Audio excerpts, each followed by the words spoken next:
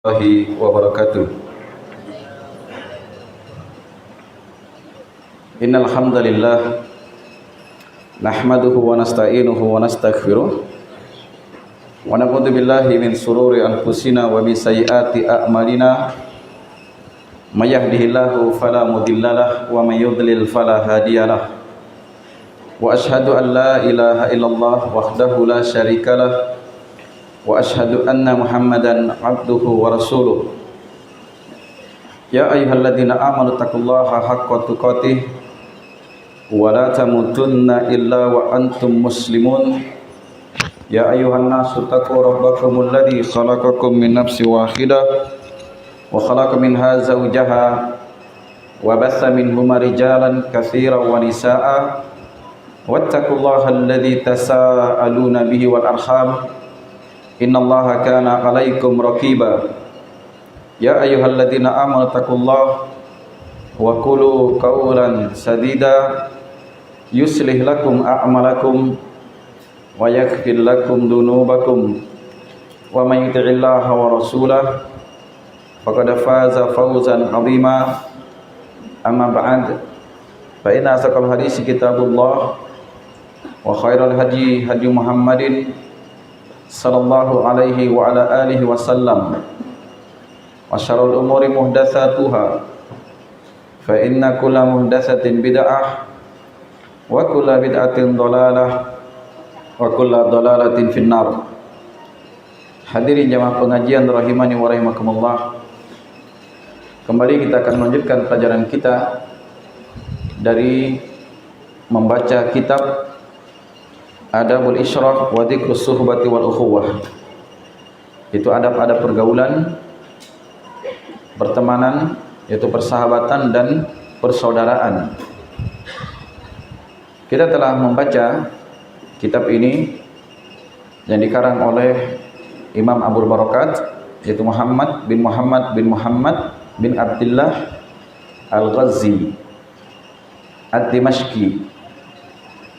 Setelah kita baca beberapa poin, yang pertama baiknya akhlak, kemudian yang kedua itu berprasangka baik, yaitu kita memperbaiki aib atau ada cacat yang kita anggap, maka kita usahakan untuk berprasangka baik, memberikan udzur kepada saudara kita terhadap perkara-perkara yang bisa diberi udzur. Kalau sudah pemberian udzur itu sudah tidak mempan, maka diberikan tindakan yang lain. Nah, itu bagian dari adab. Kalau ada orang melakukan kemungkaran, kalau hanya kita mendengar sekali dua kali, nah itu kita berikan udzur. Tetapi kalau itu sudah diberikan pelajaran kepada dia dan memang terbukti dan terus berulang sehingga itu menjadi kebiasaan dia, maka itu perlu diberikan adab yang lain, yaitu dengan tindakan-tindakan sehingga dia menjadi baik. Kemudian yang ketiga, yaitu bagaimana kita bergaul dengan orang-orang yang beriman. Kalau ingin berteman, carilah teman yang bisa membawa kita pada kebaikan dan teman yang mengantarkan ke surga, yang selalu mengingatkan kita tentang akhirat. Karena itu sebaik-baik teman adalah yang senantiasa mengingatkan kita tentang negeri akhirat. Kalau kita tergelincir, dia ingatkan. Kalau kita lalai, dia dorong untuk melakukan kebaikan. Karena itu tidaklah didapati pada sebuah kaum yang mereka beriman kepada Allah dan hari akhir untuk berkasih sayang dengan orang-orang yang memusuhi Allah dan Rasulnya. Walaupun yang memusuhi Allah dan Rasulnya itu adalah bapak-bapaknya, atau anak-anaknya, atau saudara-saudaranya, bahkan kerabat dekatnya, maka orang yang betul-betul menjadikan cinta dia karena Allah dan benci dia karena Allah, Allah akan tanamkan keimanan di dalam hatinya. Allah akan kuatkan dia dan dia akan masukkan ke dalam surga. Kemudian yang terakhir yang kita baca adalah bagaimana adab bergaul itu menyesuaikan dengan kedudukan orang yang kita bergaul dengannya. Bagi orang yang tua atau yang dituakan dari sisi keilmuannya, atau orang yang besar dan dia punya kedudukan, maka kita hormati mereka, yaitu dengan menghormatinya, memberikan pelayanan, dan kita membantu terhadap kesibukan-kesibukannya. Adapun terhadap teman sebaya, itu teman sesama, itu dengan nasihat dan mewujudkan apa-apa yang sesuatu yang secara hukum itu dibolehkan, yang tidak termasuk di dalam perbuatan dosa. Kemudian terhadap orang yang di bawah atau orang yang membutuhkan, maka di sini dengan memberikan petunjuk, kemudian beradab dan memberikan nasihat dengan baik, mengarahkan kepada ilmu agar dia melaksanakan ketaatan kepada Allah Subhanahu wa taala dan menjalankan perintah Nabi kita Muhammad sallallahu alaihi wasallam. Kemudian kita masuk pada pelajaran yang berikutnya. Berkata Imam Abu Barakat rahimahullahu taala,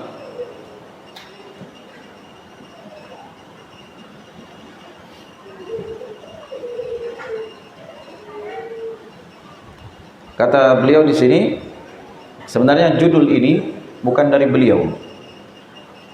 Itu yang kami dapatkan dari guru kami ketika membaca kitab ini, bahwasanya yang dimaksud dengan judul-judul di sini hanya peletakan dari ulama setelahnya, bukan dari penulis. Hanya untuk membedakan antara pembahasan yang satu dengan pembahasan yang lainnya. Begitu ya. Nah, ini kadang dari sebagian ulama ketika menulis, dia hanya tulis saja diantaranya ini. Nanti orang belakangan dalam poin-poin tersebut dibuatkan judul supaya mempermudah orang untuk memisahkan dan mengingatnya. Sama seperti di dalam kitab Sahih Muslim, itu Imam Muslim hanya membawakan hadis-hadis tentang bab sebuah permasalahan. Lalu datang belakangan seperti Imam An-Nawawi rahimahullahu taala, dialah yang meletakkan judul per judul dari sebuah hadis tersebut, dari sub pembahasan. Seperti itu ya. Nah, ini untuk mempermudah orang-orang yang belakangan dalam membaca dan memahaminya. Sama seperti di sini juga. Jadi dari kesimpulan yang apa yang beliau bawakan dibuatkan judul oleh orang-orang yang belakangan. Baik, di sini dikatakan apa? As-sabhu anil atharat. Itu memaafkan dari ketergelinciran. Jadi di dalam bergaul itu, kalau ada saudara kita yang tergelincir dalam suatu permasalahan, maka asalnya kita maafkan dia. Kita maafkan. Tapi kalau ketergelinciran tersebut masuk dalam perkara yang membahayakan, maka itu harus naik pada tingkat kita memberikan nasihat kepada dia. Paham ya? Kalau kita bergaul misalnya dengan teman kita, dia tergelincir di dalam melakukan perkara yang haram, nah, itu tidak langsung kita tinggalkan dan kita tidak berteman lagi dengan dia, tetapi kita berikan maaf dan kita arahkan dia kepada sesuatu yang lebih baik. Seperti itu. Kan itu Syekh di sini menyebutkan wa minha as-sabhu an atharatil ikhwan. Di antara ada pergaulan itu adalah memaafkan, memberikan maaf dari kesalahan-kesalahan saudara. Maksudnya yang diinginkan di sini saudara seiman, ya, itu memaafkan dari kesalahan-kesalahan saudara. Ini di dalam bergaul. Kalau dia bersalah sama kita, kita maafkan. Tapi kalau kita salah sama dia, bagaimana? Kita minta maaf. Begitu. Tapi biasanya itu orang, kalau ada orang salah sama dia, dia ingat terus kesalahan orang. Tapi kalau dia salah, tidak mau kalah. Nah, begitu dia. Tidak mau disalahkan dan tidak mau kalah. Jelas ya? Ini dari hal yang harusnya diperhatikan ya. Itu mengganggu tidak suaranya itu? Mengganggu ya? Suara kipas, kalau mengganggu matikan saja. Kan tidak terlalu penting juga kayaknya, tidak sampai di sini. Ya kan? Nah, itu lebih tenang. Nah, ini harus diresapi ilmunya ini, karena ini ilmu amalan. Jadi perhatikan ya. Yaitu diantara adab di dalam pergaulan yang baik itu memaafkan kesalahan saudara kita atau memaafkan kekeliruan mereka. Kemudian apa? Kata Syekh di sini, wa tarku ta'nibihim 'alaiha, dan meninggalkan untuk apa itu? Membalas kejelekan yang mereka lakukan. Jadi kita berikan maaf dan kita meninggalkan untuk membalas. Ini dalam perkara-perkara yang sifatnya wajar ya. Kita tidak membalas dan kita memberikan maaf terhadap kesalahan atau ketergelinciran dia terhadap diri kita. Dan itu kata beliau di sini, qala Al-Fudail bin Iyad. Ya, Fudail bin Iyad ini adalah Fudail bin Iyad bin Mas'ud bin Bushr Abu Ali At-Tamimi dari Bani Tamim, Ayarbu'i dari daerah Yarbu'. Jadi Fudail bin Iyad ini adalah seorang tabi'in. Siapa Fudail bin Iyad? Tabi'in. Apa itu artinya tabi'in? Itu adalah tabi'. Tabi' itu artinya orang yang mengikuti. Itu harus dipahami ya, dengan asal menyebut. Kan ada Rasulullah. Yang menemani Rasulullah siapa namanya? Apa sebutannya? Sahabat. Ya, sahabat. Sohib. Sohib itu yang menemani, yang membersamai, yang terlalu bersama dengan beliau. Itu namanya sahabat. Karena itu tidaklah orang itu dikatakan sahabat kecuali yang pertama dia itu beriman kepada Nabi, dan dia pernah berjumpa dengan Nabi, dan dia meninggal di atas keimanan. Itu baru dikatakan sahabat. Jadi kalau dia beriman kepada Nabi, meninggal di atas keimanan, walaupun dia hidup sejaman dengan Nabi, tetapi tidak pernah berjumpa dengan Nabi, maka itu tidak dikatakan sahabat. Seperti sebagian yang hidup di Yaman, Nabi di Mekah, atau Nabi pindah lagi di Madinah. Mereka mendengar dakwah Nabi di masa Nabi ini, tapi dia tidak pernah berjumpa dengan Nabi, maka itu tidak dikatakan sahabat. Itu disebut dengan muhadram. Paham ya? Itu disebut dengan muhadram. Kemudian dari kalangan sahabat ini ada di bawahnya orang-orang yang belajar kepada para sahabat. Itu disebut dengan tabi', ya, tabi'un. Atau biasa disebut tabi'in. Jadi tabi'in itu adalah orang-orang yang mengikuti para sahabat, dari murid-murid para sahabat. Itu tabi'in, generasi setelah para sahabat. Paham ya? Ini harus dipahami. Kemudian setelahnya lagi, setelah generasi tabi'in ini, tabi'ut tabi'in. Tabi' itu yang mengikut kepada yang mengikuti sahabat. Ini tiga generasi ini dipuji oleh Rasulullah sallallahu alaihi wasallam. Kata beliau, khairun nasi qarni. Sebaik-baik manusia itu yang hidup di masaku. Itu di zaman Nabi. Itu sebaik-baik manusia itu yang hidup di zaman Nabi sallallahu alaihi wasallam. Siapa mereka tadi? Para sahabat. Tsummal ladzina yalunahum. Kemudian orang-orang yang hidup setelahnya. Siapa setelahnya? Itulah tabi'in. Tsummal ladzina yalunahum. Kemudian orang-orang yang mengikuti mereka setelahnya, itu tabi'ut tabi'in. Ini tiga generasi terbaik di dalam Islam. Ini tiga generasi terbaik di dalam Islam. Karena itu kalau dikatakan as-salaf, ya, as-salaf, orang terdahulu, itulah generasi sahabat. Kemudian tabi'in, tabi'ut tabi'in, dan orang yang mengikuti setelahnya. Karena itu kalau kita ingin bernisbat dengan nisbat salafi, salafi itu artinya orang yang mengikuti orang-orang yang terdahulu. Nah, itu adalah nisbat dengan maksud mengikuti para sahabat Nabi di dalam pemahaman, kemudian di dalam apa?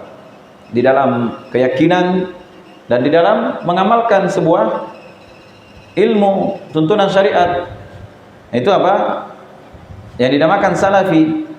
Karena itu kalau orang mengatakan kami mengikuti Nabi dan para sahabatnya, tapi tidak mau menisbatkan dirinya dengan nisbat salafi, takut dia atau bahkan dia cela nisbat itu dusta dia di dalam pengikutan. Itu bukan kelompok ya. Salafi itu bukan kelompok, cuma nisbat, penyandaran. Bahkan namanya pun banyak, karena disebut dengan Ahlus-Sunnah wal Jamaah, karena disebut dengan Al-Ghuraba, karena disebut dengan Al-Athar, ya Darul apa? Ahlul Athar, dan lain sebagainya dan lain sebagainya. Jelas ya? Itu ada. ucapan dari Nabi SAW. Kata beliau, ya Fatimah, nikmatus salaf analak. Wahai Fatimah, sebaik-baik pendahulu kamu, ya pendahulu bagimu, itu adalah saya. Jadi nikmatus salaf analak, kata Nabi. Sebaik-baik salaf bagi kamu adalah saya. Jadi Nabi itu pendahulu yang terbaik. Jelas ya? Kemudian para sahabat itu umat yang terdahulu, yang terbaik, yang langsung memahami bagaimana cara mengamalkan sunnah Nabi, bagaimana cara meyakininya, bagaimana juga mengamalkan Al-Quran, meyakini Al-Quran. Jadi apa-apa yang diamalkan oleh para sahabat Nabi, itulah yang menjadi contoh bagi kita.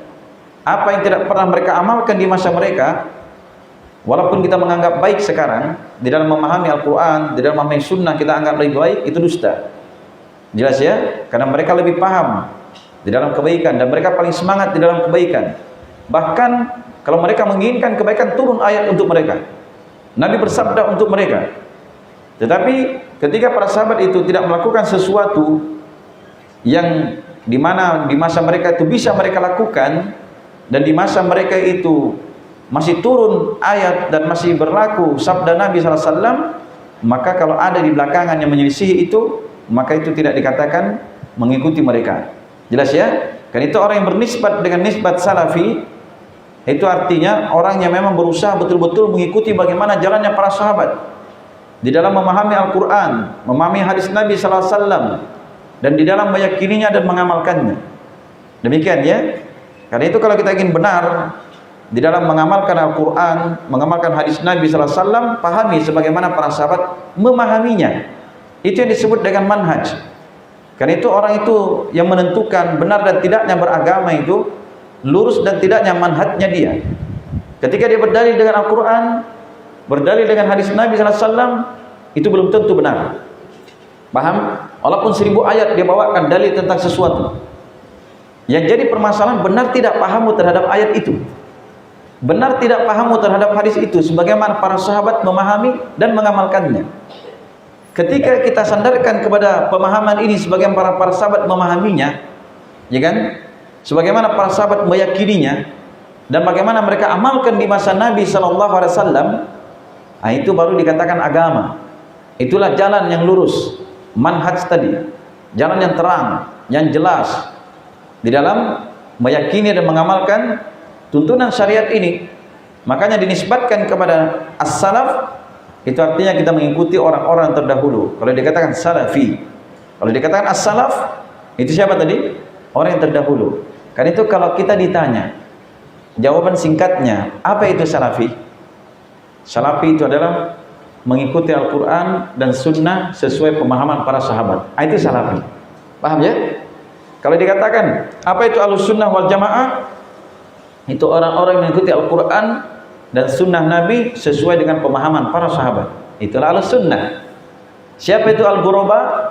Al-Ghuraba itu adalah orang-orang yang memahami Al-Quran, memahami sunnah Nabi SAW, dan mereka beramal sebagaimana apa yang diamalkan oleh para sahabat, sehingga mereka itu asing di tengah manusia, yang kebanyakan manusia itu tidak mengerti bagaimana memahami dan mengamalkan isi Al-Quran dan sunnah Nabi tadi. Itu dikatakan asing. Jelas ya? Dia berbeda karena dia memang kokoh di dalam mengamalkan apa yang datang dari Nabi, datang dari Al-Quran dengan pemahaman para sahabat. Itu baru dikatakan salafi. Jelas ya? Nah, ini dari pokok-pokok yang hendaknya dipahami sehingga kita itu tidak keliru di dalam belajar. Tidak keliru di dalam belajar. Adapun orang mengatakan miring-miring, ya biarkan saja dia miring. Dia sendiri yang miring kan, bukan kita yang miring. Nah, itu dia katakan, oh salafi itu golongan keras, golongan ekstrim, golongan anti ini, anti itu. Terserah. Kita tidak peduli ucapan orang. Yang kita peduli sekarang kita beramal.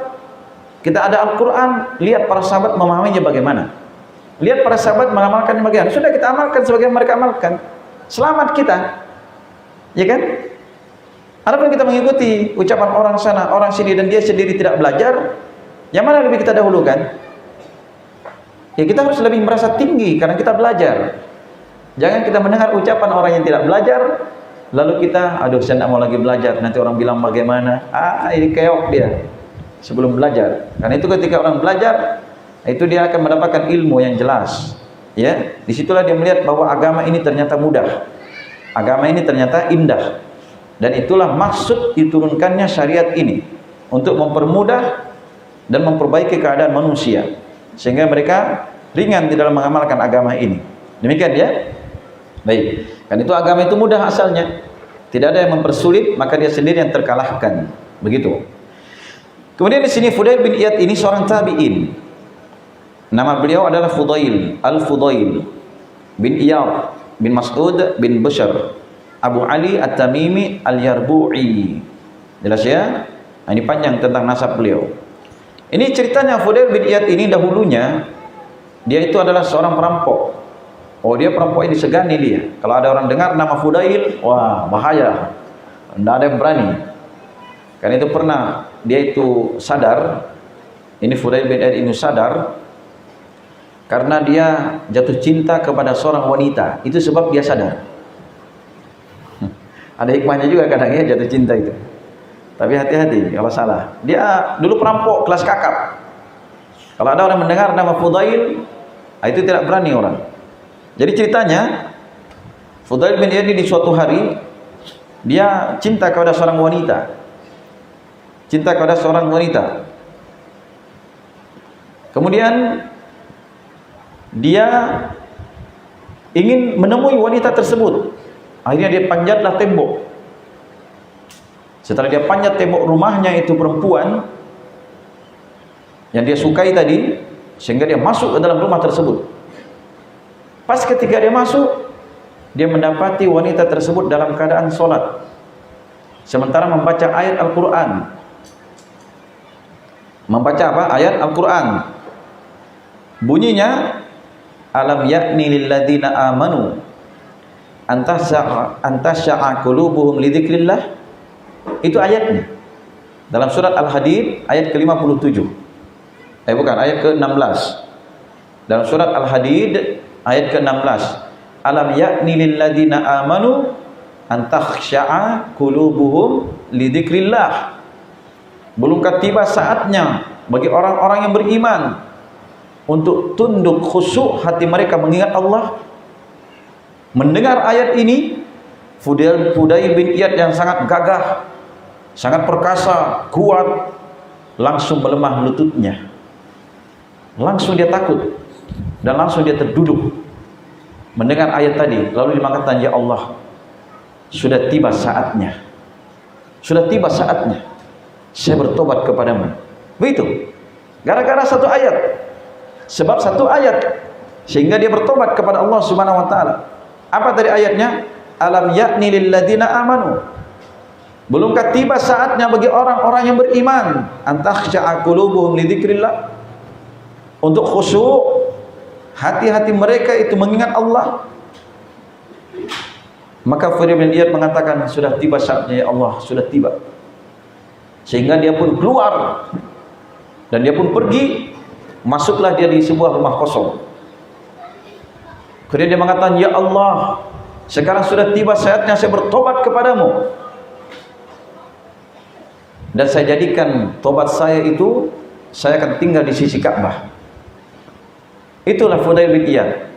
Ketika kata Fudail bin Iyad, saya keluar dari rumah tersebut dan saya pergi ke rumah kosong, ternyata di balik tembok yang saya sandari ini ada orang yang bersembunyi. Mereka mengadakan perjalanan tapi di malam hari. Salah seorang dari temannya mengatakan, ayo kita lanjutkan perjalanan kita. Tapi yang satunya mengatakan, ya jangan, katanya. Kita jangan lanjutkan perjalanan kita. Nanti kita akan dicegat oleh Fudail. Langsung dia menangis lagi teringat mendengar ucapan orang sebelah ini. Ya Allah, katanya, sungguh saya telah bertobat kepadamu. Dan saya telah membuat takut orang-orang karena saya.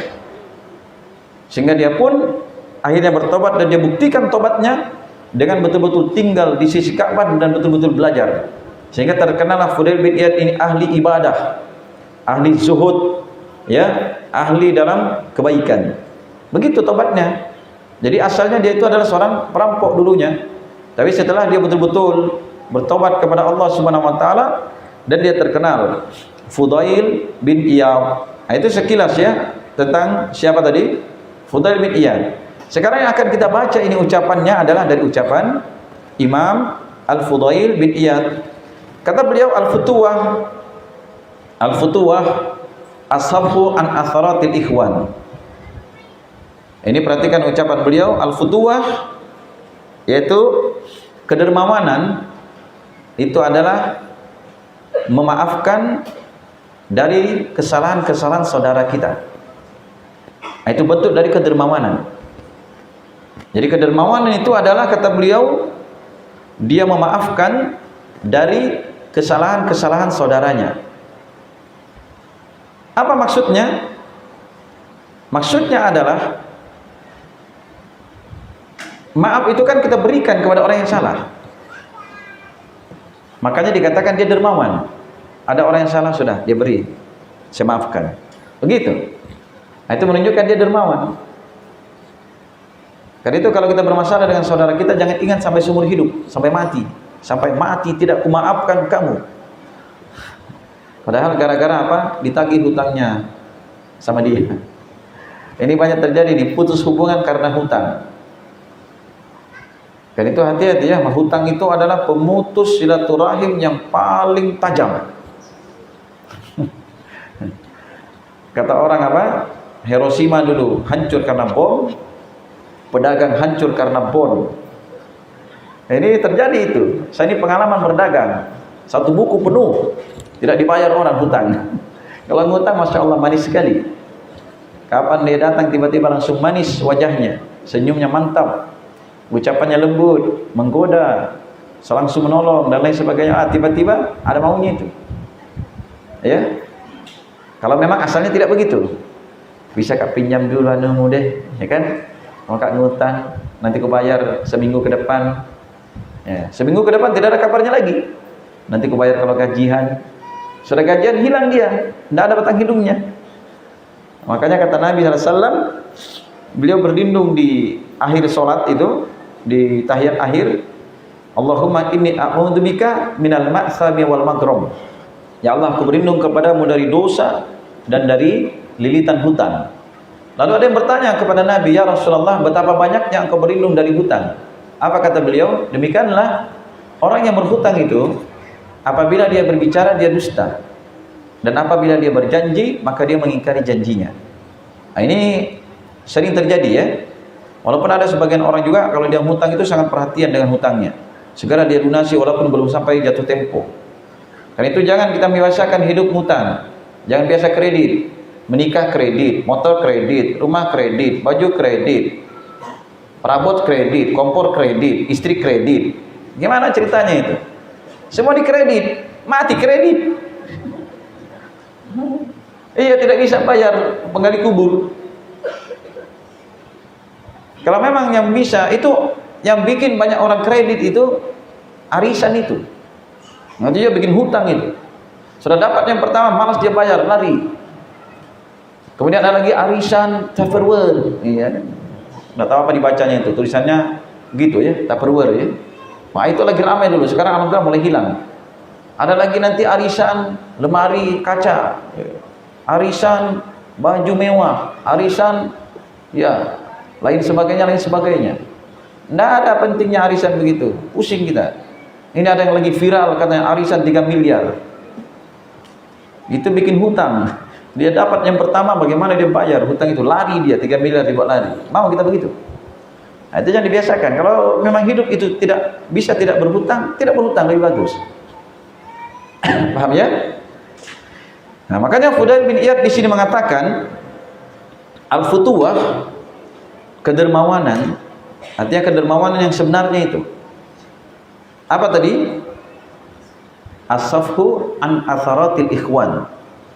Ya, dia memaafkan dari kesalahan-kesalahan saudaranya. Ini perhatikan ya, sesuatu yang merupakan kemudahan bagi dia untuk memaafkan saudaranya dari kesalahan-kesalahan mereka. Kalau kesalahan itu sifatnya biasa, karena kesalahan manusia itu bertingkat-tingkat. Ada kesalahan yang bisa dimaafkan. Kalau saja salah lagi dimaafkan lagi masih normal, itu masih tetap kita maafkan.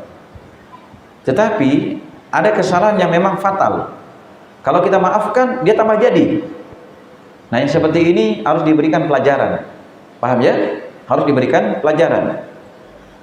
Ada orang sekali dimaafkan melunjak, kata orang, mau jadi lagi, mau senang-senang. Apa itu? Katanya kalau sering dimaafkan, orang bilang diberi hati, minta jantung. Begitu ya? Tambah jadi dia, wah enggak apa-apa, buktinya saya dimaafkan. Sudah, dimaafkan lagi, ternyata dia lakukan yang lebih berat lagi dari itu. Nah ini masalahnya. Nah ini dalam perkara yang seperti ini, kalau memang sangat membahayakan dia, nah itu harus diberikan pelajaran kepada dia. Tidak boleh lagi dimaafkan. Paham ya? Tidak boleh lagi dimaafkan. Ini dalam berbagai kasus. Walaupun dalam kasus rumah tangga. Dalam rumah tangga itu kan misalnya istri bersalah, itu dimaafkan dulu. Kalau kesalahan yang wajar. Tapi kalau dia salah lagi, diberikan peringatan, tidak mau dengar, pisah tempat tidur. Kalau sudah pisah tempat tidur ini, diboikot, dia tetap tidak mau dengar, dipukul. Pukulan yang mendidik, supaya dia sadar bahwa saya ini suamimu. Dan itu tidak mempan juga, maka tindakan terakhir diceraikan dia. Paham ya? Diceraikan. Kamu kira kamu saja perempuan, begitu. Nah, tapi jangan sembarang ceraikan istri ya, nanti susah lagi mencari istri. Kalau orang yang sering menceraikan istri itu, tidak ada lagi perempuan mau sama kamu. Itu kadang terjadi juga seperti itu.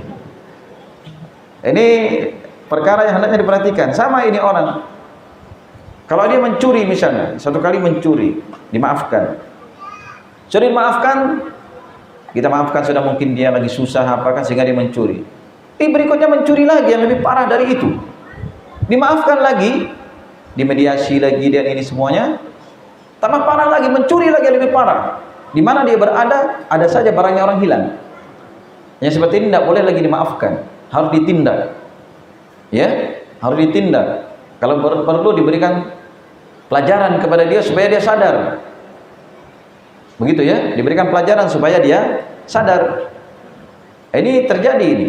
Dulu pernah terjadi, ada seseorang, dia memanfaatkan orang-orang yang belajar. Kalau dikenal, oh ini ikhwan kita. Sudah dia pura-pura kenal, seakan dia pernah kenal. Dia ketemu dengan Ustaz satu kali, Ustaz, saya namaku ini, siapa nama Ustaz? Ini, sudah. Ketemu dia dengan saya satu kali, ketemu dengan Ustaz ini satu kali. Nanti dia pergi tempat kajian kita, daerah-daerah yang jauh sana, dia jual nama kita. Oh saya dekat dengan Ustaz Musadat, ku kenal itu. Nah, ini dipercayalah oleh orang. Pura-pura lah dia pinjam uang sekian juta, lari dia tempat lain. Tempat lain begitu lagi. Nah, dulu pernah akhirnya dia tipu teman-teman, ditangkap dia. Oh dikejar ke tempat lain, didapat, ditangkap. Setelah ditangkap dia, lari lagi tempat lain, berbuat lagi seperti itu. Saya tidak tahu sekarang itu orangnya di mana, tenggelam mungkin dia sudah. Mungkin ada ikat di batu, di kakinya buang ke laut. Karena begitu dia, di mana berada, selalu dia menipu. Oh didapat semua orang, ada yang 3 juta. Ini zaman dulu ini, 3 juta ini. Zaman tahun 2000 berapa itu? Di bawah tahun 2010. Nanti ada dapat sekian juta, Masya Allah. Innalillahi wa inna ilaihi raji'un. Nah orang yang seperti itu diberikan pelajaran. Sama orang yang salah, satu kali salah dia, minuman keras, diberikan peringatan, diberikan ini, dan lain sebagainya. Sadar dia, dimaafkan. Nanti berbuat lagi dia, lebih parah. Akhirnya ujung-ujungnya apa? Dia tidak bisa lagi meninggalkannya, kecuali dia mendatangkan kerusakan yang besar. Maka yang seperti ini diberikan tindakan yang keras. Karena itu di dalam agama kita ada namanya hukum. Kalau orang sudah sampai puncak dari permasalahan yang dia tidak bisa lagi mempan dengan peringatan-peringatan, itu kadang sampai dibunuh dia. Tapi ini pemerintah Islam ya yang melakukannya. Kalau memang di pemerintah tersebut menerapkan hukum bunuh, kalau memang untuk menutup pintu-pintu kejelekan bagi orang lain, begitu. Ini dari hal-hal yang saya perhatikan. Karena itu di sini memaafkan itu juga, itu asal ya, memberikan maaf. Tapi itu melihat tingkatan-tingkatannya tadi. Jadi sebenarnya ini, kata beliau, kedermawanan yang sejati, yang sebenarnya itu pada diri seorang hamba, apa itu? Dia mudah memaafkan kesalahan saudaranya. Jelas ya? Dia mudah di dalam memaafkan kesalahan dari saudaranya. Dan itu kata Syekh di sini, fakama yajibu alal abdil adabu ma'a sayyidih, yajibu alaihi mu'asyaratu man yu'inuhu alaihi. Sebagaimana seorang budak itu wajib dia beradab bersama tuannya. Maksudnya dia beradab kepada tuannya, dia melaksanakan perintah tuannya, dia menunaikan amanah yang diamanahkan kepada dia. Itu namanya kalau seorang budak itu menunaikan beradab kepada tuannya. Sebagaimana seorang budak itu harus beradab terhadap tuannya atau terhadap majikannya, maka seorang pun itu harus berakhlak yang baik kepada temannya dia. Begitu ya, dia harus berakhlak yang baik juga kepada temannya. Kenapa? Karena teman dialah yang menolong dia ketika dia tertimpa kesulitan. Dan harus dia apa? Dia wajib untuk berbuat baik kepada temannya yang menolong dia. Kalau dia dapat kesusahan, teman yang suka menolong dia, membantu dia, mencarikan jalan keluar. Ini wajib dia beradab kepada temannya yang seperti itu. Jelas ya? Kan itu kata beliau di sini, qala ba'dul hukama. Sebagian ahli hikmah itu berkata, al-mu'minu tab'an wasajiyatan. Seorang mukmin itu dia tab'an. Seorang mukmin itu apa artinya? Dia dikatakan mukmin ketika dia berkarakter dan sifatnya itu memang sifat orang yang beriman. Jelas ya? Sifat orang yang beriman. Ini diantara pokok-pokok di dalam pergaulan. Ya, pokok di dalam pergaulan. Dikatakan dia itu sebagai orang yang apa namanya? Memiliki tabiat. Tab'an itu artinya dia memiliki suatu tabiat. Seorang mukmin itu tabiat. Jadi mukmin itu menjadi tabiat bagi dirinya. Kalau dikatakan dia mukmin, jadi orang yang beriman itu tab'an, sebagai tabiat dia itu keimanan. Begitu maksudnya. Jadi kalau memang kamu orang beriman, ya tabiat orang beriman itu bagaimana? Paham ya? Begitu. Wasajiyatan. Ini artinya apa? Memang menjadi tabiat bagi dia itu keimanan. Ini dari hal yang hendaknya diperhatikan ya. Hendaknya diperhatikan. Makanya harus dia menjadikan dirinya, kalau dia beriman, maka di dalam bergaul dia merupakan tabiat orang yang beriman itu memaafkan kesalahan saudaranya jika dia bersalah. Kemudian di sini berkata Imam Ibnul Arabi. Ini perhatikan ya, ini ada dua kata. Qala Ibnul Arabi. Ini Ibnul Arabi ini namanya, dia ini Abul Hasan bin Al-Arabi min ahli Kufah. Dia dari orang penduduk Kufah. Jelas ya? Beliau berkata, Al-Arabi ini berkata, tanasa musawiul ikhwan yadum laka wudduhum. Kata beliau, tanasa musawi al-ikhwan, hendaklah engkau melupakan dari apa? Kesalahan-kesalahan saudaramu. Nah, jadi hendaklah kamu itu melupakan kesalahan saudaramu. Artinya kalau ada saudaramu bersalah sama kamu, supaya pergaulan itu tetap berjalan, dilupakan kesalahannya. Artinya kalau selesai permasalahan sudah dilupakan, jangan disimpan di hati.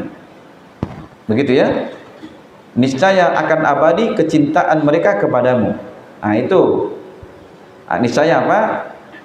Yadum laka wudduhum, maka kecintaan mereka kepadamu itu akan dawam, akan terus menerus. Jadi kalau ada orang yang bersalah, sudah, kalau selesai masalah sudah, lupakan saja, jangan disimpan di hati.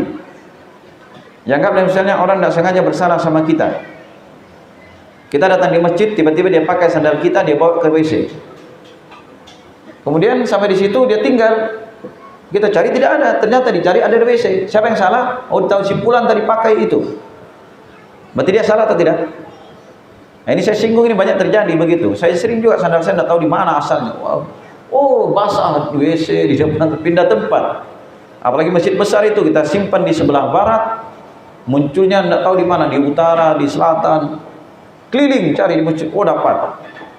Kadang larinya di tempat lain, gitu. Sering terjadi itu.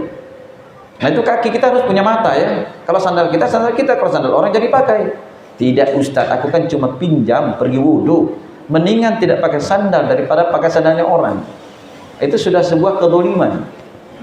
Ya, misalnya dia basah sandalnya, Itu sudah kedoliman. Setelah basah kita bawa kotor lagi, itu kedoliman kedua. Pindah tempat lagi, kedoliman ketiga. Nah, itu akan dimintai pertanggungjawaban nantinya. Akan dimintai pertanggungjawaban di sisi Allah Subhanahu wa taala. Makanya di sini ketika kata beliau ini, tanasa musawi al-ikhwan, lupakanlah kesalahan-kesalahan saudaramu. Yadum laka wudduhum, maka kecintaan mereka terhadapmu itu akan dawam, akan terus menerus. Jadi mereka akan terus mencintai kamu. Begitu ya. Ini seperti tadi sudah kita anggap oh ya salah si fulan tadi.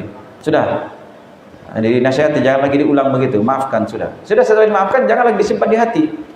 Jangan di mana-mana diingat. Ingat ya. Kalau kita ingat terus itu dulu yang pernah pakai sandalku itu. Kalau ketemu kamu dia ingat itu dia bersalah. Gitu enggak boleh. Sudah dilupakan. Yang namanya tadi kesalahan khilaf ketika diingatkan itu menjadi apa? Menjadi setelah selesai dilupakan masalah itu. Tapi kalau dia ulangi terus begitu, nah itu nanti diberikan peringatan. Kemudian wa wajibun 'alal mu'min ayujaniba tullabad dunya. Dan wajib bagi orang yang beriman, jelas ya? Kewajiban terhadap orang yang beriman apa itu? Untuk menjauhi dari mencari dunia. Jelas ya? Dari penuntut dunia. Jadi wajib bagi seorang mukmin itu untuk menjauhi siapa? Tulab, itu para penuntut dunia. Orang yang hanya kerjanya dunia. Di mana duduk cerita bisnis, di mana duduk cerita bisnis. Biar kita tidak bisa bisnis diceritai juga. Kan begitu, pusing kita. Saya pernah begitu itu. Itu terus saya bilang sudah saya tidak terlalu aneh begitu. Tidak Ustaz, ini Ustaz supaya rezeki lancar ini semua. Pokoknya hebat sekali kalau cerita. Ternyata dia sendiri tidak terbukti. Kan aneh namanya. Asal saya tidak mau pusing yang begitu, saya mau belajar saja dan mengajar. Makanya ada teman-teman di Facebook juga hari-hari itu tentang bisnis terus ceritanya. Dia sendiri bukan pebisnis. Orang tidak berhasil. Begitu ya. Akhirnya ujung-ujungnya dia menyandarkan hasilnya dari usaha kehebatannya. Nah, itulah yang nanti terjadi sebagaimana Qarun, innama utituhu ala ilmin indi. Hanyalah ini kan diberikan kepadaku karena ilmu yang ada padaku, kepintaran saya ini. Makanya di sini kata beliau wajib untuk apa? Bagi orang yang beriman ayyujadima tullabad dunya, untuk menjauhi para penuntut dunia. Paham ya? Para penuntut dunia. Hendaknya menjauhi para penuntut dunia. Kemudian kata beliau di sini, fa innahum yadullunahu ala talabiha wa man'iha, dan mereka itu sesungguhnya mereka itu akan memberikan petunjuk kepada dia untuk mencari dunia juga. Nah, itu ya. Itu masalahnya. Sehingga apa? Dan menyeret dia di dalam perkara yang merupakan kehinaan dan melarang dia untuk mencari perkara yang baik. Hanya dunia terus, hanya otaknya rusak.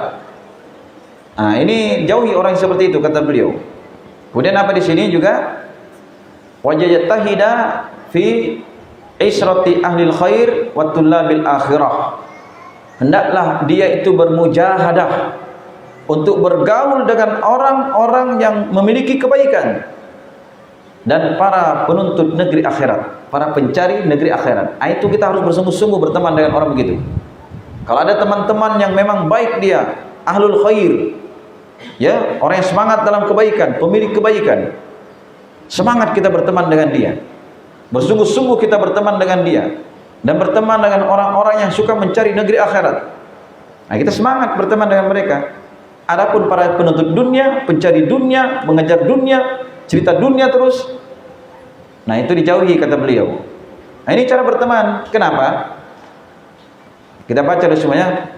Karena itu kata beliau, sebab kalau kita berteman dengan orang yang ceritanya dunia terus, itu akan menyeret kita untuk terjatuh dalam perkara-perkara yang terlarang. Karena bagaimanapun caranya dunia. Dunia itu dari namanya saja sudah dikatakan dunia yang rendah. Biar bagaimanapun kita kejar tetap rendah. Paham ya? Setinggi apapun kita kejar tetap rendah. Itu dunia. Seberapa banyak kita hidup di dunia ini? Kita kejar mati-matian usaha siang dan malam, kita makan berapa piring satu hari? Hah? Berapa piring? Uang yang banyak kita simpan di bank itu miliaran, miliaran, miliaran. Tapi makannya ikan kering, malas dia makan yang mahal-mahal, katanya cepat habis uang. Kalau kamu mati, ada juga orang usaha di masa muda, wah pokoknya urusan belajar agama, urusan sholat belakangan itu. Nanti kalau sudah berhasil, baru kita sholat, baru kita bertobat, baru kita berhaji. Nah begitu. Sama juga perempuan pernah saya dengar, saya nak mau berjilbab. Nanti kalau saya sudah berhasil, sudah saya pergi haji, baru saya berjilbab. Nah banyak juga orang itu sudah berjilbab, dia bagus, pergi haji, hilang jilbabnya, pakai songkok ji. Ya kan? Begitu. Nah, itu terbalik. Harusnya itu ketika berhaji, mabrur hajinya semakin bertakwa kepada Allah Subhanahu wa taala. Nah, ini kadang terjadi seperti itu ya. Mengajak terus kepada dunia. Karena itu Nabi sallallahu alaihi wasallam pernah dalam riwayat Imam Muslim dalam kitab Raqaiq. Raqaiq itu yang melembutkan hati. Kalau kita baca ini akan membuat hati kita itu lembut, mudah menerima kebaikan. Nabi waktu itu lewat di pasar. Lalu mendapati seekor anak kambing yang mati. Matinya ini pun cacat lagi dia. Jadi ada bangkai anak kambing. Bangkai itu artinya apa? Mati, tidak disembelih. Jadi ada bangkai anak kambing mati, ya. Kemudian apa? Dalam keadaan cacat. Itu telinganya ini ada kecil sebelah itu, cacat telinganya. Maka Nabi tanya kepada para sahabat, siapa yang mau beli kambing ini dengan harga sekian dirham, dengan harga yang sangat murah? Apa kata para sahabat? Ya Rasulullah, untuk apa kami beli itu? Tidak ada manfaatnya. Kalau begitu kata Nabi, siapa yang mau mengambilnya dengan gratis? Ambil saja. Apa kata para sahabat? Ya Rasulullah, hidup saja dia, hidup saja itu anak kambing tadi, itu pun cacat, rendah nilainya. Apalagi ini sudah menjadi bangkai. Artinya tidak ada nilainya bagi para sahabat. Jijik mereka. Kira-kira kalau kita mendengar atau mengetahui ada di simpangan jalan, di persimpangan jalan itu ada, itu jalan kita keluar nanti ya, lorong itu, satu lorong saja, tapi di situ ada bangkai anak kambing. Kira-kira kita mau lewat di situ atau kita cari yang tempat lain, menjauh? Pasti kita menjauh kan? Jangankan kita mendekat di situ, ya, kita mendengar saya di situ ada bangkai itu, kita tidak mau dengar, jijik kita, makan saja kita muntah ketika disebut itu. Nah, itu menunjukkan apa? Menunjukkan orang itu sangat paham yang namanya bangkai itu sesuatu yang menjijikkan. Disuruh beli dengan harga yang murah, tidak mau. Diberi gratis, tidak ada manfaatnya juga. Ya kan begitu? Tidak ada manfaatnya. Sekarang dia hidup saja, kata para sahabat, cacat. Hidup saja dia cacat. Setelah Nabi pahamkan seperti itu, maka Nabi pun mengatakan kepada para sahabat, la dunya, sesungguhnya dunia ini ahwanu indallahi min hadha, ya, dia lebih hina, lebih rendah daripada bangkai ini. Itu nilai dunia di sisi Allah. Jadi dunia itu di sisi Allah Subhanahu wa taala itu nilainya sangat hina, bahkan lebih hina daripada, lebih rendah nilainya daripada bangkai kambing yang rusak tadi, yang cacat lagi. Itu ya Nabi SAW memahamkan kepada para sahabat. Jadi bagaimanapun kita mengejar itu dunia, bagaimanapun kita dapat, tetap kerendahan. Tetapi pengejar negeri akhirat, itulah kemuliaan dan ketinggian. Kemuliaan dan ketinggian. Karena itu ada orang yang sebagian orang kalau muda dan tidak apa-apa lah, usaha sekuat tenaga, persiapan untuk masa tua, supaya kita bisa menikmati di masa tua. Ya, kita pernah rasakan tidak? Waktu muda, oh kerja, saya kuat Ustaz, semen itu biar 5 sak itu langsung saya pikul, gampang sekali. Tapi sekarang Ustaz, biar 1 sak tidak bisa lagi, pinggangku sakit terjepit sarafku Ustaz. Aduh, makan juga dulu Ustaz, woi, coto itu biar 5 mangkok 1 hari bisa Ustaz. Sekarang aduh, airnya saja kehirup Ustaz, langsung naik tekananku Ustaz. Kolesterolku tinggi Ustaz. Lain lagi ini gula Ustaz. lain lagi asam urat Ustaz, lain lagi jantung Ustaz, lagi paru-paru Ustaz. Bisa dimakan itu semua. Mana uang banyakmu? Dinikmati bagaimana itu? Tidak bisa kau nikmati. Tidak bisa kan? Itu salah berpikir. Harusnya kita berusaha sekuat tenaga di masa muda mempersiapkan kebahagiaan negeri akhirat. Ini orang seperti ini bisa ditemani ini. Ya, karena di masa muda dia bisa meraih pahala dengan sekuat tenaga. Salat dia, membaca Al-Quran, menghafal Al-Quran, membaca hadis, belajar dia. Satu kitab kepada ustaz. Masih terang matanya dia, masih kuat ingatannya dia. Masih kuat duduk juga berjam-jam. Menghafal juga masih cepat masuk itu hafalan. Nah, begitu. Tapi kalau di masa muda dia berleha-leha, itu dari kalimat yang tidak boleh terucap bagi orang yang beriman. Apa itu? Katanya, masa muda poya-poya, masa tua hidup kaya, kaya raya, mati masuk surga. Dusta. Itu pelecehan terhadap agama itu.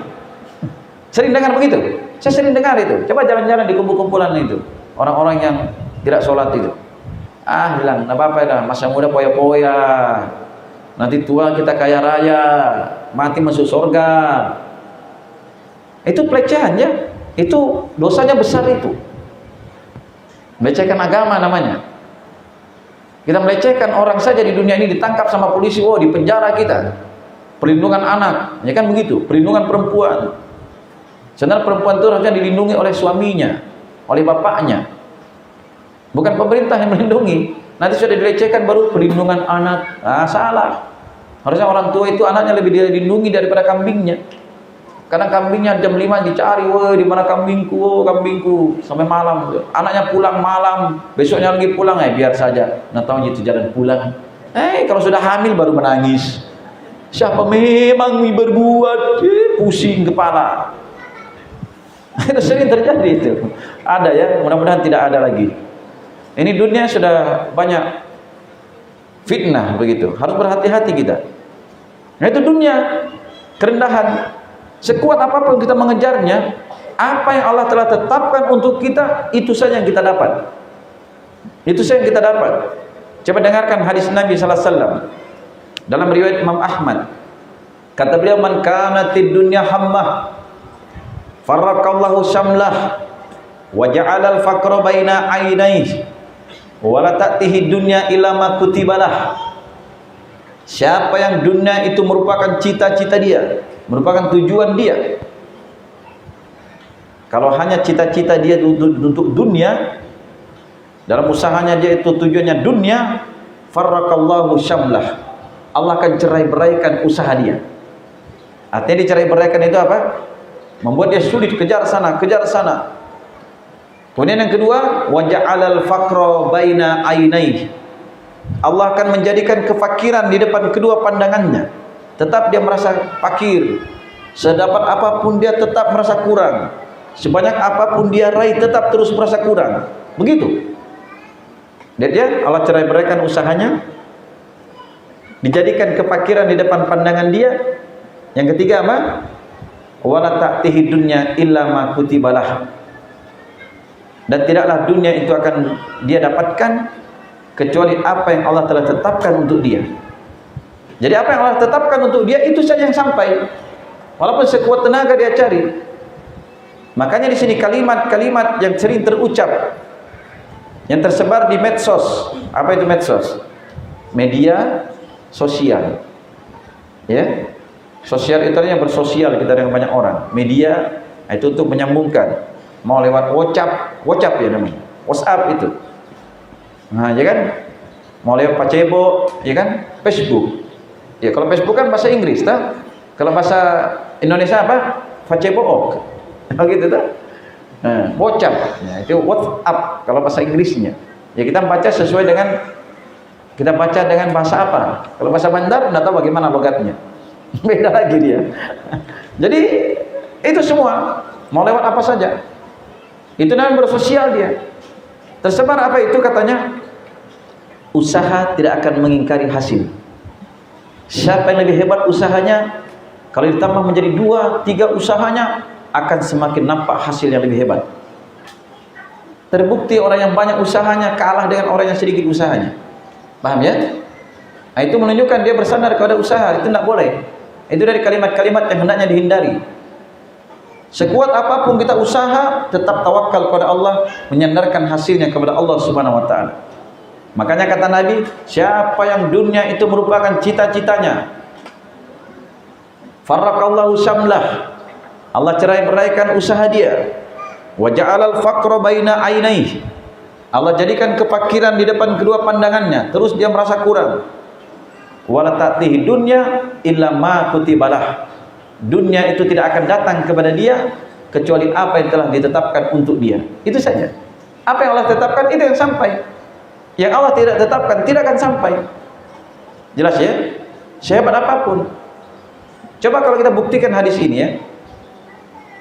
Kita datang saja ke orang-orang yang penjual itu, sama jualannya, sama cara menjualnya. Kadang si A lebih hebat menjual daripada si B. Tapi kadang rezeki si B lebih banyak daripada si A. Iya tidak? Kadang ada yang jualan itu Masya Allah. Kadang dari mulai jam 2 malam sudah berangkat, besok pulang siang lagi, sampai sore lagi. Tidurnya hanya sekejap saja di motor. Ya begitu. Atau sekejap saja di pasar. Sambil duduk sambil tidur. Datang pembeli, iya beli apa? Kan begitu. Nanti tidur lagi. Makan juga disuap lagi. Aduh, tunggu dulu. Sampai membesar ini apa namanya nasi-nasinya itu. Nah itu maka dunia dia kejar. Akhirnya apa? Ternyata sedikit hasilnya. Datang waktu sholat, bahaya ditinggalkan ini kalau sholat. Nanti kalau ada pembeli gimana? Nggak sholat dia, bahaya lagi. Datang sholat asar, tanggung. Antara maghrib isya dia bilang, wah bahaya ini kalau sholat isya ini banyak pembelian. Nah, itu karena terjadi itu para pedagang itu. Saya tidak menyinggung, sengaja saya kasih tahu supaya sadar. Itu sering terjadi. Itu banyak ya kalau kita jalan itu melihat. Ternyata hasilnya juga tidak seberapa. Karena yang mendatangkan rezeki itu Allah. Yang menggiring manusia untuk datang kepada kita adalah Allah. Karena itu dekatkan diri kita kepada Allah. Allah SWT yang menjamin rezeki kita. Dan itu sangat indah ucapan Imam Ibnul Qayyim. Kata beliau, sibukkanlah kamu dengan sesuatu yang Allah perintahkan kepadamu. Jangan engkau sibukkan dengan perkara yang Allah telah jamin untukmu. Apa yang Allah telah jamin untukmu? Kata beliau, rezeki dan ajal itu tidak akan terpisah. Sepanjang masih ada ajal, maka rezeki pasti akan datang. Rezeki telah dijamin dan telah ditetapkan. Demikian pula ajal telah dijamin dan telah ditetapkan. Sepanjang masih ada rezeki kita, kita tidak akan mati. Sepanjang kita hidup, pasti rezeki kita akan datang. Dan rezeki kita itu tidak akan habis kecuali dengan kematian. Tapi kadang datangnya cepat, kadang datangnya lambat. Hanya manusia itu yang dihitung yang lambatnya saja, yang cepat itu tidak hitung gitu. Kalau satu hari untungnya 10 juta, 10 juta, 10 juta. Tiba-tiba satu hari saja untungnya 5 juta. Ada apa ini? Kenapa bisa begini nih? Padahal yang berbulan-bulan sampai bertahun-tahun untung banyak itu dia tidak hitung. Kayaknya ini ada yang hasad ini, nampasangi orang ini. Datanglah dia ke dukun. Kata Pak dukun, tetanggamu itu yang kasih pasang-pasang itu tersibuk lagi, ribut lagi dengan tetangganya. Dan lain sebagainya. Itu tipu daya setan itu. Tipu daya setan. Ini sering terjadi ya. Nah, kemudian lanjutan hadisnya tadi, kata Nabi, "Wa man kanatil akhiratu hammah." Siapa sayang negeri akhirat itu merupakan cita-cita dia. Jadi negeri akhirat itu cita-citanya dia.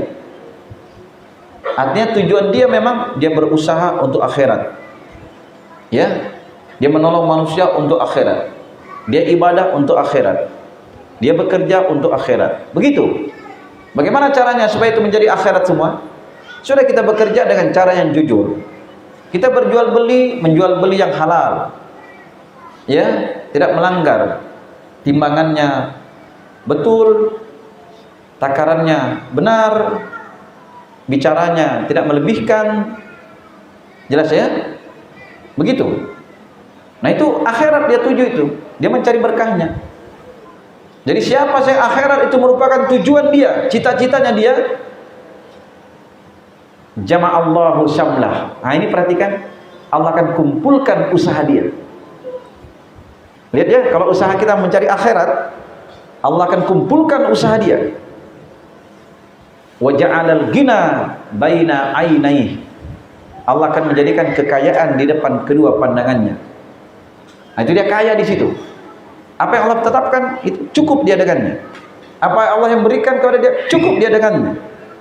Ingat ya, yang dimaksud dengan kekayaan itu bukan dengan banyaknya harta benda. Sebagaimana sabda Nabi sallallahu alaihi wasallam, "Laisal ghina an kasratil arad, walakinnal ghina ghinan nafs." Bukanlah kekayaan itu dengan banyaknya harta benda, akan tetapi kekayaan itu, kata beliau, adalah ghinan nafs, dengan kaya jiwa. Kapan jiwanya sudah merasa cukup, dia qanaah dengannya, apapun yang Allah berikan kepada dia, santai dia menerimanya, cukup. Kan itu kekayaan. Tapi orang yang sudah banyak ininya, tapi terus tidak merasa cukup, kurang terus itu. Aduh, kurang lagi. Tidur nak nyenyak, bangun susah, makan nak enak. Kan begitu. Datang orang bertamu sama dia, kayaknya minta sumbangan itu, takut lagi. Perhatikan ini. Begitu. Karena sebagai manusia itu semakin banyak hartanya semakin pelit, semakin susah bersedekah. Kenapa? Itu tadi, diikat oleh harta itu dia. Itu fitnah umat Muhammad secara khusus. Dan itu Nabi kita Muhammad pernah beliau bersabda, "Likulli ummatin fitnah wa fitnatu ummatil mal." Setiap umat itu memiliki ujian, dan ujian bagi umatku itu adalah harta. Dalam riwayat lain, ketika para sahabat datang kepada Nabi minta, Nabi beri. Minta lagi, Nabi beri. Minta lagi, Nabi beri. Sampai habis apa yang ada di sisi Nabi. Nabi itu kalau ada orang meminta, tidak pernah Nabi menolak. Dia beri terus sampai habis. Setelah itu Nabi katakan, "Sungguh tidak ada lagi yang tersembunyi bagi kalian di sisiku. Semua sudah habis." Kata Nabi SAW. Setelah itu beliau ingatkan, siapa yang yasta'fif, yaitu dia merasa menjaga kehormatan dirinya, yu'iffuhullah, maka Allah SWT akan berikan penjagaan diri kepada dia, menjaga kehormatannya, tidak meminta-minta. Wa may yastaghni yughnihillah. Siapa yang merasa kaya, merasa cukup, Allah berikan kecukupan kepada dia. Wa may yatasabbar yusabbirhullah.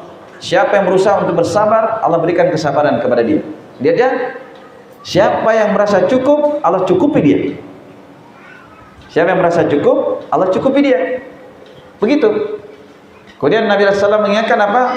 Mal faqru akhsha alaikum walakin akhsha alaikum an tubsatalakumud dunya. Bukan kefakiran yang saya khawatirkan kepada kalian, akan tetapi yang saya khawatirkan kepada kalian itu adalah terbuka luasnya dunia kepada kalian. Itu terbuka luasan dunia kepada kalian. Fatanafasuha kama tanafasuha. Maka kalian berlomba-lomba mengejar dunia itu, sebagaimana umat terdahulu telah berlomba-lomba mengejar dunia. Fatuhlikakum kama ahlakathum. Maka dunia itu akan membuat kalian binasa sebagaimana telah membinasakan umat terdahulu. Itu karena dunia. Lihat umat-umat terdahulu itu binasa karena apa? Semua karena dunia. Karena dunia. Begitu. Makanya Nabi ingatkan itu, jangan sampai dunia itu membinasakan kita. Makanya kata Nabi, siapa yang akhirat merupakan cita-cita dia, jama'allahu syamlah. Allah akan kumpulkan usaha dia. Wa ja'alal ghina baina ainaihi. Allah akan memberikan kekayaan di depan kedua pandangannya.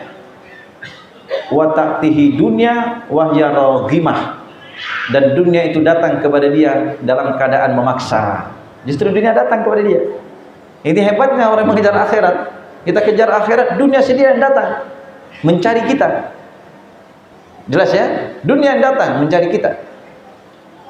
Jadi dunia itu ketika kita kejar susah, mati-matian, ternyata tidak dapat kecuali apa yang Allah telah tetapkan. Dan terus kita merasa kurang. Tetapi ketika kita kejar akhirat, kita tinggalkan dunia, kejar akhirat, Allah berikan kemudahan dalam mengejar dalam perkara dunia.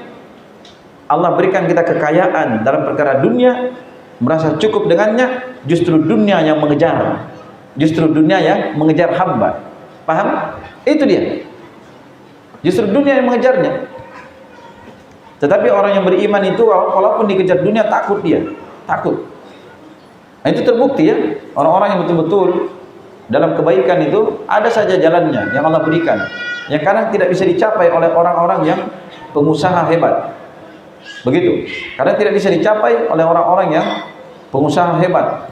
Kenapa demikian? Karena itu tadi masalahnya. Niat dan tujuannya itu untuk apa? Kan begitu. Nah, ini yang perlu diperhatikan. Karena itu di sini hati-hati kita. Tetapi apa? Bersungguh-sungguhlah di dalam bergaul dengan pemilik kebaikan, wattullah bil akhirah, dan dengan orang-orang yang pencari negeri akhirat. Nah, itu kita perbanyak gaul dengan orang-orang seperti itu. Karena jiwa itu akan terpengaruh dengan teman duduknya. Teman duduknya, jelas ya? Saya sering begitu, tiba-tiba orang-orang yang tidak dikenal atau yang sudah lama itu terpisah, menghubungi baik-baik sekali, Masya Allah, gimana kabarmu, bagaimana kamu, di mana sekarang. Ujung-ujungnya dia nawarkan sesuatu untuk ikut kelompoknya dia, kelompok bisnis. Waduh, MLM, multi level marketing. Saya tidak bisa yang begitu, tidak tahu saya begitu-gituan. Jelas ya? Saya tidak tahu begitu-gituan gitu.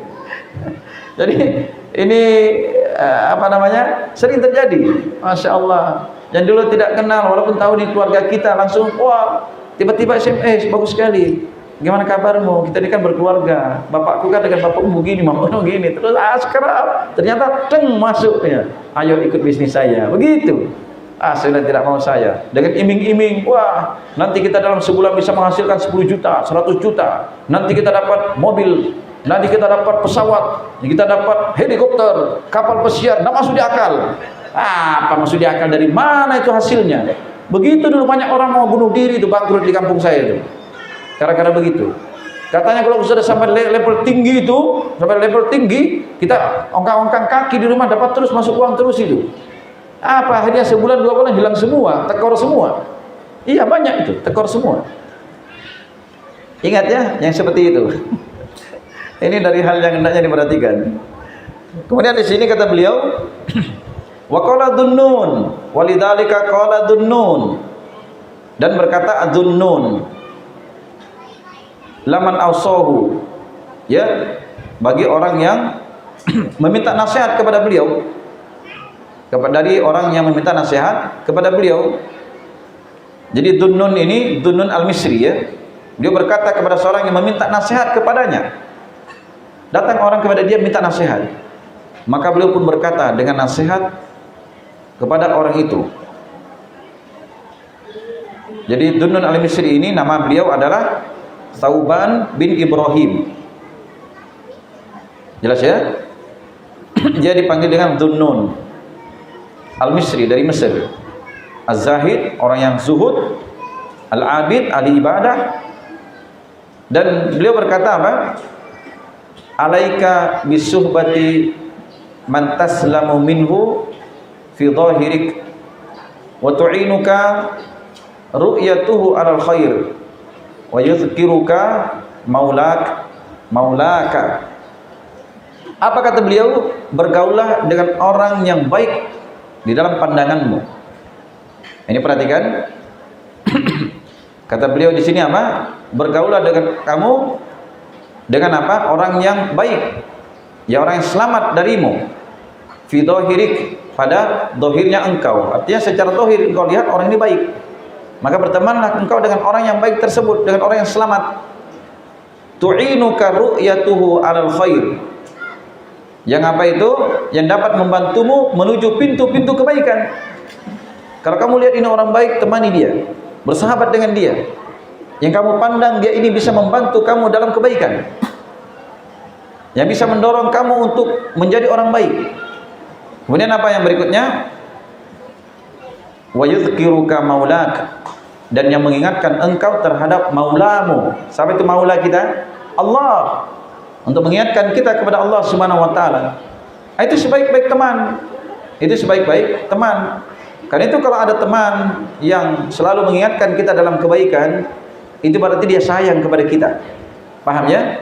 Dia cinta kepada kita itu. Berarti dia menginginkan kebaikan kita dengan kebaikan yang sebenarnya. Adapun orang yang mengajak kita untuk merokok, cobalah gratis. Tidak gentleman kami itu kalau tidak merokok itu. Coba kau merokok sekali, coba ya, isap. Bakarkan, coba nih, gratis nih. Tuh, kan baru laki-laki kamu. Ini penolong apa ini? Ini yang mengajak kita ke neraka itu. Begitu kadang. Saya dulu pernah digitukan. Kamu bukan laki-laki kalau tidak merokok. Begitu. Kenapa? Ya rokok itu kan banyak kedolimannya. Coba kita duduk di warung makan atau di warung kopi. Kita duduk jauh gitu. Tapi orang merokok gini ya. Itu kita kena buka, tak itu asapnya. Kira-kira apa yang terjadi? Cium baju kita ini bau asap. Lain lagi muka kita. Dalam penelitian dokter, asap yang dikeluarkan lebih berbahaya daripada disedot. Kan begitu? Ini kedoliman besar ini. Kalau didoakan dia terkabul itu nanti. Jangan. Wah, apa itu? Gaya pam kata orang itu, gaya pembualan. Ini terjadi sering ya. Saya sering itu di warung makan duduk saya gitu, berpesan, Bu, pesan ini. Tiba-tiba sambil saya begini merokok dia hadap, penuhnya selang, Pak, asapnya ini. Oh, langsung marah dia, marah betul, lari dalam keadaan marah itu. Loh, kita kan asapnya ke saya. Nah, itu pernah juga kita teman masuk di warung makan berdua dengan teman. Dia warung di depan itu duduknya, kita belakang. Baru kita duduk begini, dia pakai papor itu, asapnya kan lebih hebat lagi itu, penuh itu toko warung. Penuh itu. Asapnya ini lari saya. Langsung tersinggung dia matikan cepat. Wah, simpan. Gimana caranya kita masih duduk begitu? Kalau di rumahmu enggak masalah. Saya enggak komentari kalau di rumahmu. Kamu merokok itu biar sampai 50 bungkus satu hari, kalau kamu telan enggak masalah. Jangan keluarkan asapnya. Enggak kita komentari itu. Cuma yang masalahnya kita komentari kalau kamu membinasakan orang lain. Ya kan? Jelas ya? Itu membinasakan orang lain itu. Nah, ini masalah di sini. Tapi carilah teman. Alaika bisuhbati man taslamu minhu.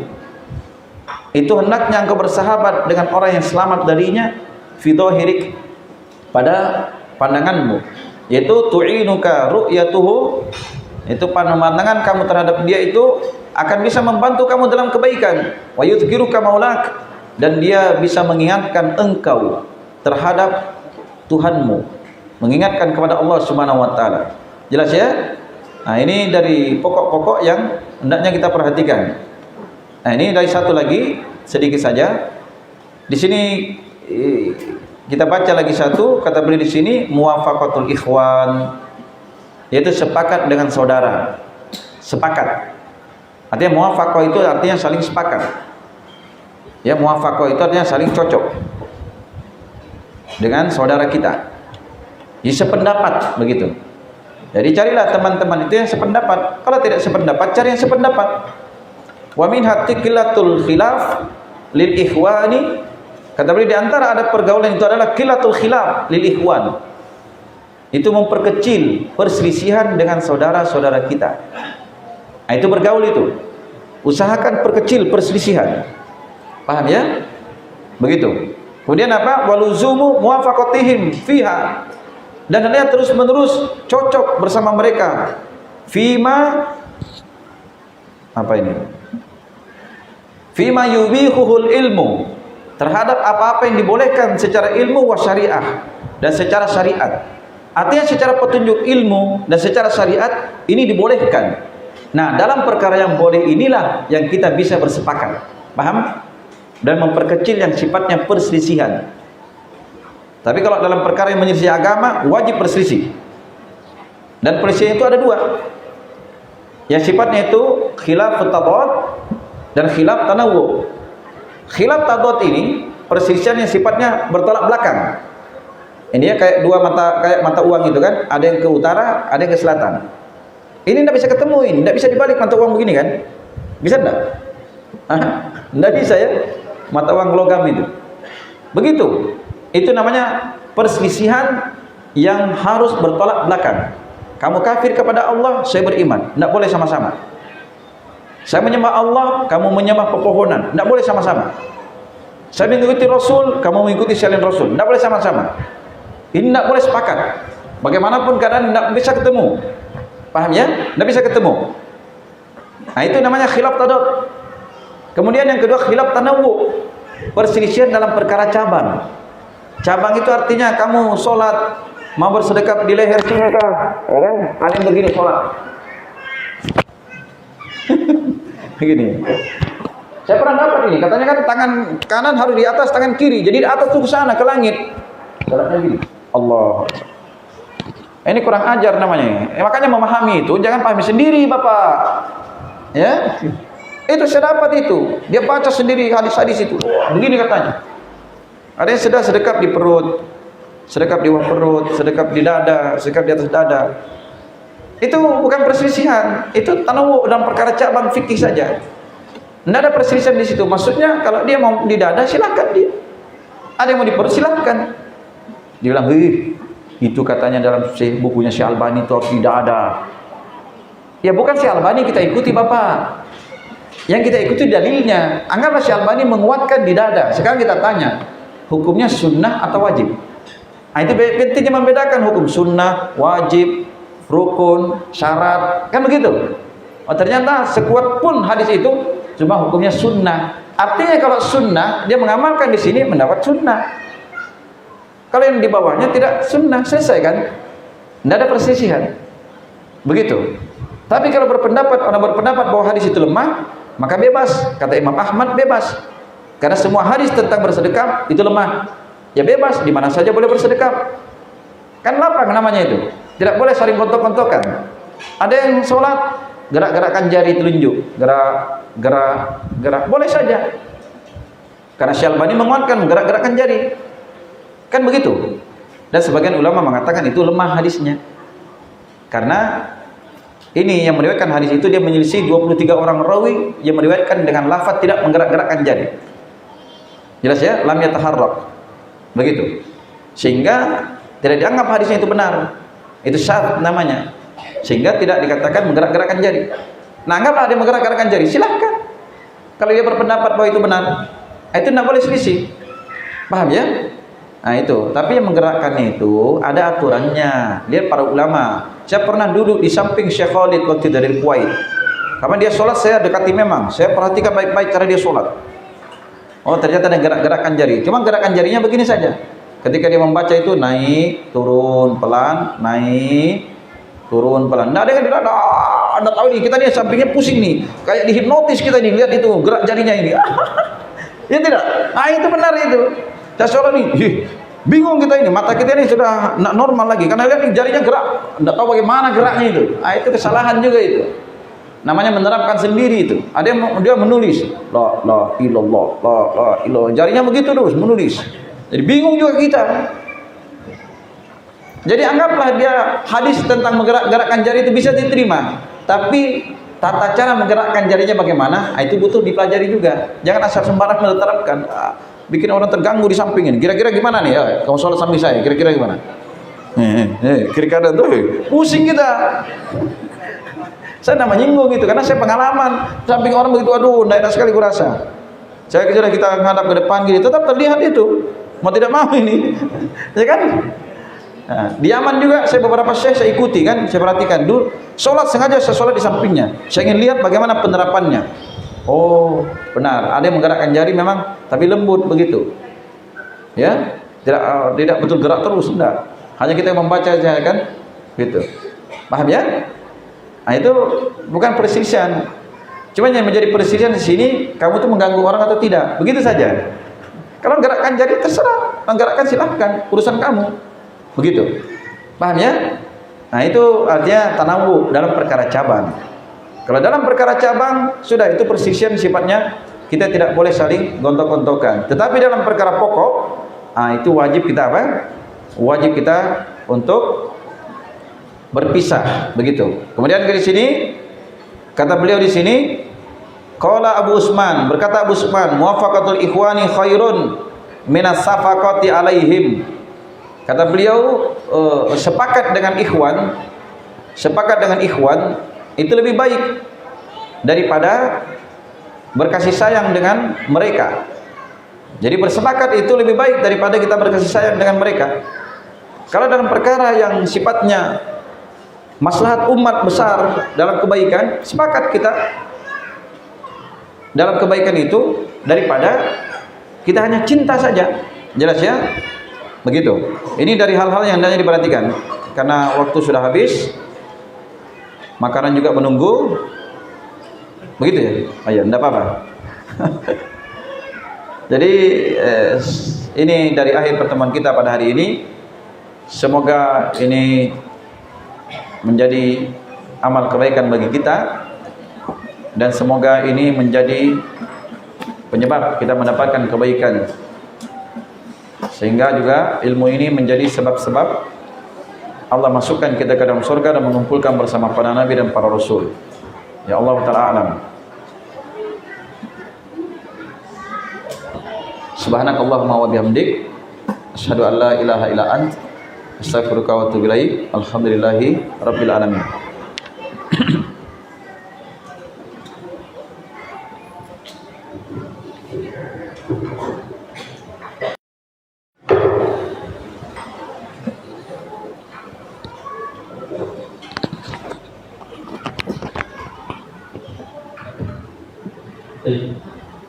Ada pertanyaan? Sambil ada slide dari Ya, sambil jalan ya. panitia, kita ada sesi tanya jawab. Tapi ini tanya jawab khusus untuk Mahat. Jadi dari Ikhwan sudah dibuat. Jadi untuk Mahat yang ada pertanyaan silakan tulis di kertas. Ya. Jadi nanti begitu masuk waktu azan kita akan azan. Lanjut pertanyaannya sampai kita sholat. Baik, ini ada beberapa pertanyaan. Ini ada pertanyaan di sini. Bismillah, Afwan mau nanya, bagaimana mengetahui hal pokok suatu transaksi riba? Belajar. Itu jawabannya. Ya, karena masalah riba itu tidak bisa bagaimana cara mengetahui pokok-pokok riba dan lain sebagainya. Itu susah dijawab. Datang kepada seorang ustadz, sampaikan apa-apa saya mau dia ketahui tentang riba, itu baru bisa dijelaskan. Kalau menjelaskan tentang riba itu sehari semalam tidak habis.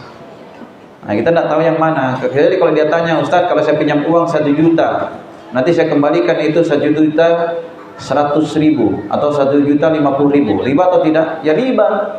Kapan ada lebih itu riba. Jelas ya? Bagaimana kalau tukar menukar uang?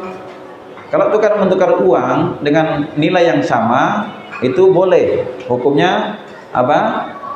Tidak masalah. Misalnya uang saya 100.000, saya tukar dengan 20.000 5. Berarti berapa jumlahnya yang 5 tadi? 100.000 juga kan? Itu boleh. Tetapi kalau penukarannya itu diundur, maka itu terkena riba. Itu namanya riba nasi'ah atau riba jahiliyah. Misalnya dia pinjam tukar uang dulu ya. Ini uang saya 100.000. Saya tukar uang 20. Jadi dia menukarkan ini, wah ini uang 20.000 saya cuma 4 saja. Ini 4 saya ambil dulu. Nanti aku kasih lagi berikutnya 20.000-nya. Nah ini namanya menunda 20.000-nya, itu riba. Riba nasi'ah namanya. Riba nasi'ah itu riba jahiliyah. Itu juga riba ya. Hati-hati. Jadi penukaran barang yang seperti itu harus kontan. Sama penjual emas. Penjual emas itu kalau dia hutang emasnya itu riba. Atau dia tukar tambah. Ini emas saya, emas 22 karat, saya tukar dengan 23 karat. Tukar tambah, itu juga riba. Paham ya? Yang benar itu dia jual ini emas dia yang rendah, dia beli yang tinggi. Nah, itu lepas dia dari riba. Nah, ini pembahasan tentang riba ya. Allah Ta'ala a'lam. Jika suami bisa meninggalkan seorang istri jika zalim, bagaimana halnya dengan seorang suami yang zalim terhadap istrinya? Kalau ditanya seperti itu secara hukum, maka saya akan memberikan jawaban tentang hukumnya. Adapun dalam urusan rumah tangganya, saya tidak mau tahu. Tidak mau saya mencari tahu tentang urusan rumah tangganya. Kalau misalnya terjadi kedzaliman di dalam rumah tangga, kedzaliman itu dalam perkara apa saja? Karena ada sebagian akhwat sengaja dia mancing pertanyaan untuk dijadikan bahan apa? Senjata. Dia tuh lihat Ustaz bilang tidak boleh berbuat dolim. Sementara kamu itu kalau menikah lagi dolim kamu. Begitu. Ya kan? Saya tidak tahu yang dimaksud kezaliman ini apa. Asalnya dalam kehidupan rumah tangga, kalau istrinya itu membangkang, istrinya tidak sholat, ya, istrinya tidak bisa melayani suaminya, dan lain sebagainya. Kalau suami sudah tidak ridho dan tidak mau bersama istrinya, boleh dia ceraikan. Setelah dia nasihati, dia pisah ranjang, dia pukul dengan pendidikan, tetap tidak mempan, sudah diadukan saja ke pengadilan. Dia ceraikan istrinya. Begitu ya? Boleh. Demikian pula seorang istri kalau mendapati suaminya jelek, suaminya itu suka berbuat dolim, ya suka kasar, tidak sholat, tidak memberi nafkah, lahir batin, itu kan apa artinya hidup berdua begitu serumah? Sementara orang hidup serumah itu kan mau bahagia, mau bahagia. Kalau tidak tercapai hal tersebut, si istri sudah tidak tahan hidup di situ. Hidup saya ini bermandikan air mata, ya kan? Hati saya sudah berkeping-keping, susah lagi dijahit pun masih terbekas. Walaupun ditempel dengan ini tetap dia bekasnya masih nampak. Misalnya seperti itu dan lain sebagainya. Sudah, kamu adukan saja kepada pengadilan, sampaikan ke pengadilan. Nanti pengadilan akan panggil suamimu. Sampaikan dengan dasar-dasar yang tepat yang kamu keluhkan, nanti pengadilan yang mengurus. Jelas ya? Kalau pengadilan mengurus dan menengahi, sudah memberikan nasihat dan lain sebagainya tetap tidak mempan, nah itu pengadilan yang menentukan nanti. Kalau memang mengharuskan dipisah, maka dipisah. Begitu ya? Nah itu, adapun kalau ditanyakan kepada ustadz, itu sifatnya hanya nasihat saja, sifatnya fatwa. Tapi dalam memberikan keputusan, itu kembali kepada pengadilan. Begitu ya, dibawa ke pengadilan. Apakah boleh wanita yang haid memegang mushaf? Terkait adanya hadis Aisyah, bisa mengerjakan semuanya kecuali sholat, puasa dan tawaf. Nah ini mengerjakan semuanya itu artinya dia membaca Al-Quran, berzikir kepada Allah, ya, masuk masjid. Nah itu. Tapi tidak dikatakan memegang Al-Quran. Paham ya? Adapun memegang Al-Quran ini, para ulama menyebutkan kalau wanita itu haid tanpa perantara memegang Al-Quran langsung begitu mushaf, itu dihindari. Paham ya? La yamassuhu, tidak ada yang menyentuhnya illal mutahharun, kecuali orang-orang yang suci. Nah, kalau orang haid, wanita haid, itu kalau dia baca Al-Quran boleh saja, tetapi kalau dia ingin membuka Al-Quran pakai pelapis, ya pakai pelapis. Begitu caranya. Paham ya, akhwat? Jangan sampai dia bertanya tapi ribut di belakang, tidak dengar, sibuk dengan makanannya. Itu sering terjadi itu. Nanti selesai saya bicara, ditanya ulang. Ustaz, bagaimana hukumnya gini? Sudah barusan ku jawab tadi. Begitu. Itu sering terjadi. Tapi di sini belum pernah kejadian. Ya. Begitu ya? Sudah habis ya? Masih ada? Tanya dulu. Tidak ada? Ya, jangan sampai ditutup baru muncul.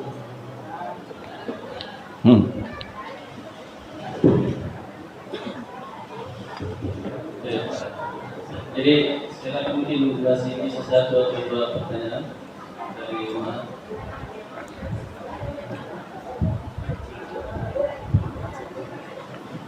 Betul ada rumahan bapak-bapak. Ya kalau tidak ada dari rumah mungkin ada dari depan. Ya silakan. Kalau ada silakan.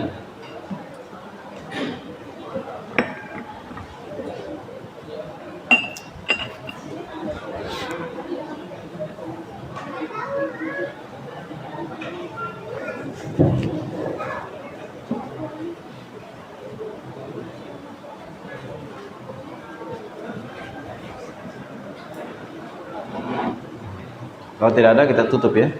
Ya, kalau tidak ada satu kemudian mungkin dari Ada. Oh, ya ada katanya.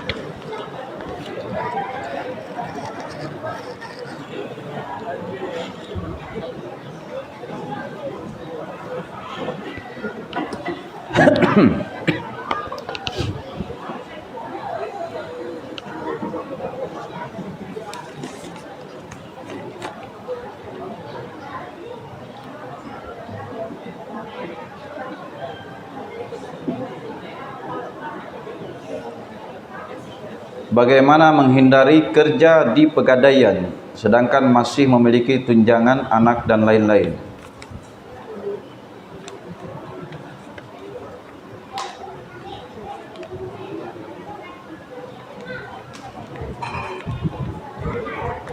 Pertanyaan yang mirip dengan ini itu pernah ditanyakan kepada Syekh Shalih Fauzan.